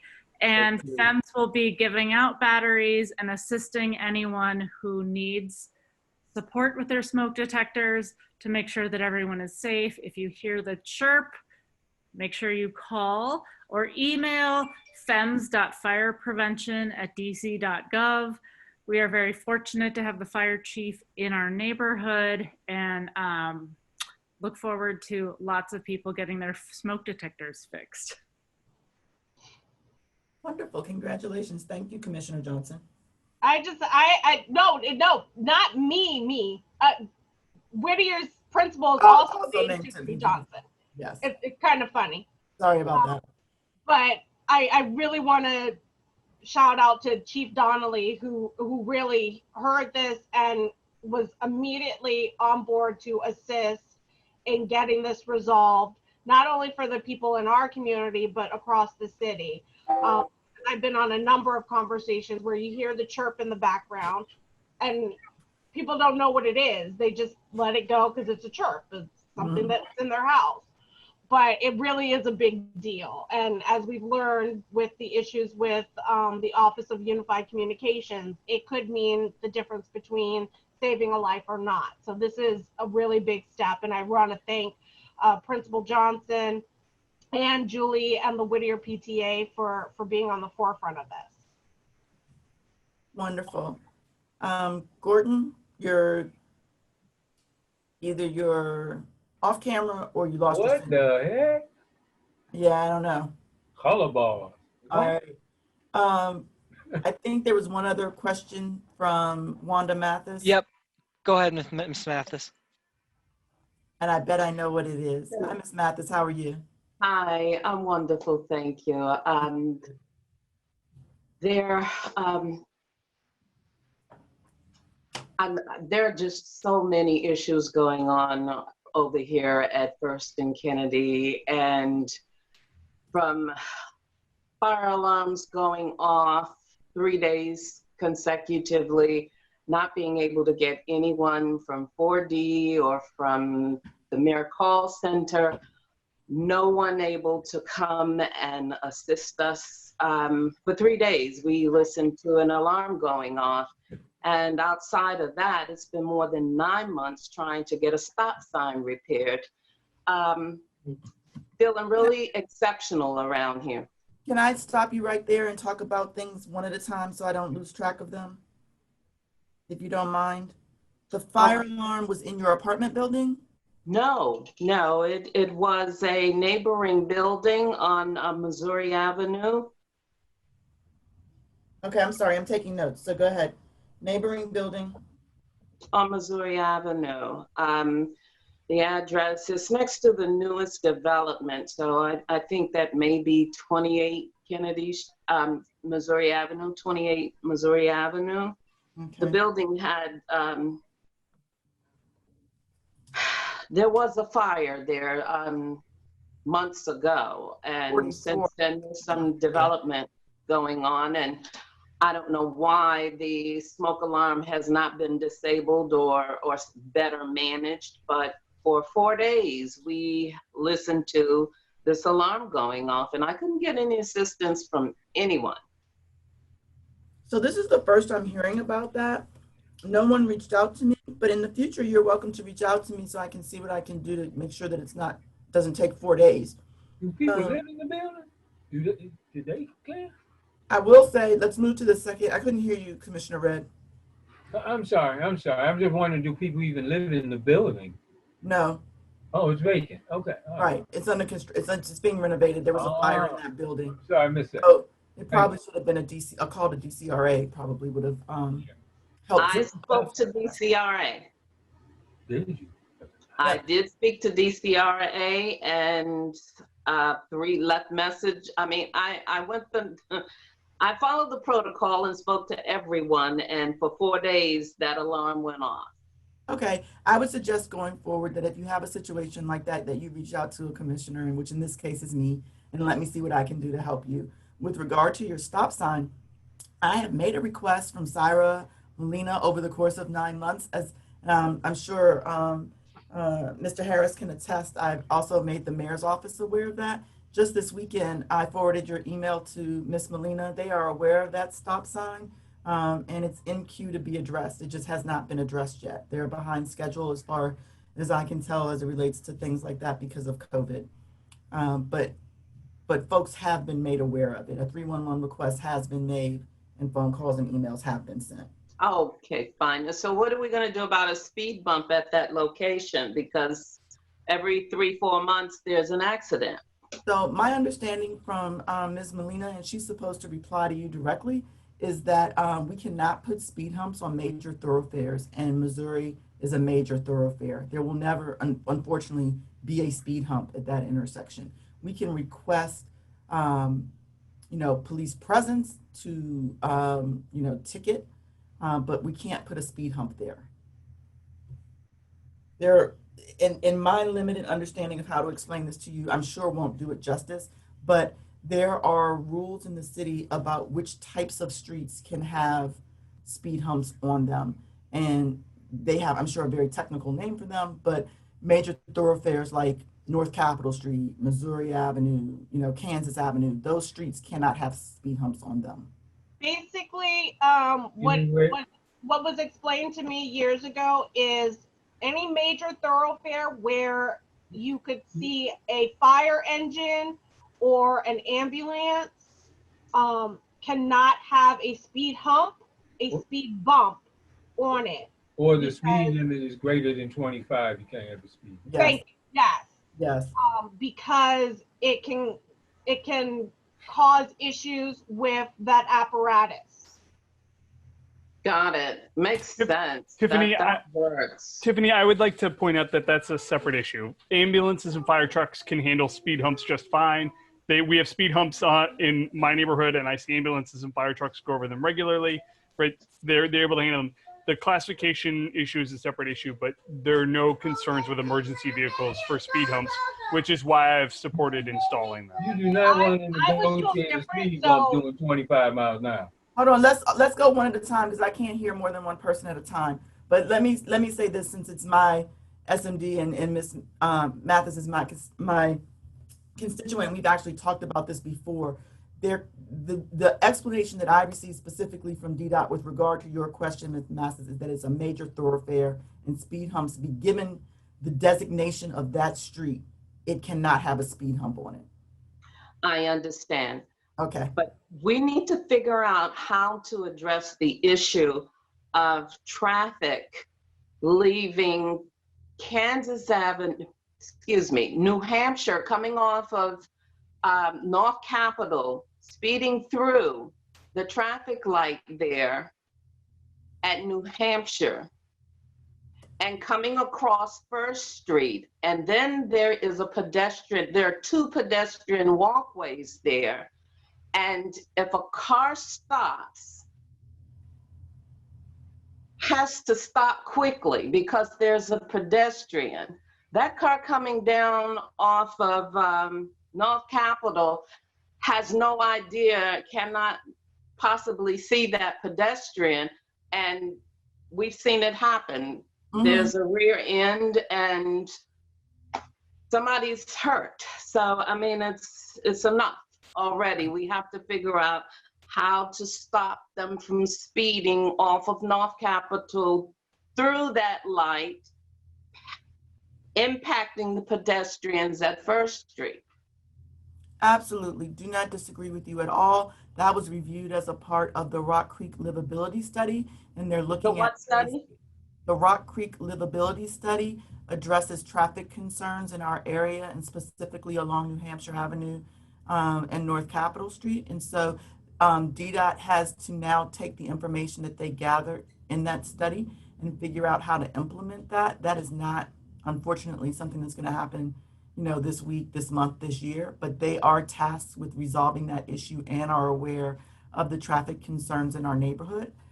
That's one of the things that I've tried to address with them repeatedly during my tenure here. And there will be some improvements made to North Capitol Street. There'll be a median put further up on North Capitol Street as a result of some of those conversations. But as far as, you know, speeding is concerned, that really falls under enforcement, and we have to push for more enforcement from MPD to reduce the speeding and the accidents that are taking place in that corridor.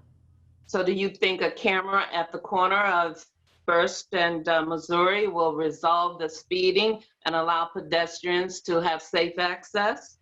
I think it could help. And since there are now more, well, assuming, you know, one day things get back to normal, there will be more students and pedestrians on the street because Washington Latin is just on the other side of First and Kennedy. It's at, First and Missouri, it's at Second and Ingraham. And so students walk down Missouri and cross at that next intersection. So there needs to be some consideration made for that, and they have to come up with a plan to address it. But I'm happy to continue talking to you about it. Thank you. What we can do to make it better, okay? Thank you. You're very welcome. Are there any other questions?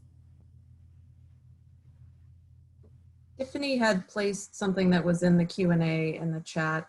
Okay, go ahead. I like to post a reminder about getting MPD presence at or near McDonald Place Northeast. I've noticed a marked increase of large tractor trailer trucks traveling, taking a shortcut toward New Hampshire. Trucks this size impact road quality and the need for repairs much earlier than normal. So this is a trucks issue. Okay, I believe that's probably Mr. Sidbury, also one of my constituents, and I've contacted MPD, written them several times, Mr. Sidbury, and we'll continue to try to get them to provide some enforcement. A couple of months ago, their excuse for not being able to do it were the protests downtown. I don't think that should be the issue, you know, today. We'll see what we can do to make them accountable, and I'm going to again ask for Mr. Harris and Ms. Turner's support in getting a response from MPD for me so that I'm not the only one making those kinds of requests. Maybe with the weight of the mayor's office behind me and the council member's office behind me, I will be able to get a better response. What do you think, Mr. Harris? I'll see what I can do. Thank you, sir. Okay, were there any other questions or was that it? That's all I see. That was it. Wonderful. Well, ladies and gentlemen, it is now 9:06. It has been a lovely conversation for the last few hours, but I am open to taking a motion to adjourn this meeting. I move to adjourn. I second. All in favor? Aye. Aye. Any opposition? Well, we have completed our September meeting. I thank everyone for their participation and their feedback. And I hope everyone stays safe, wears their masks, participates in the census, and votes if I don't see you in October. Everyone have a wonderful evening. Reminder, the next meeting is Monday, October 26th at 7 p.m. is the next regular ANC meeting. Great. Good night.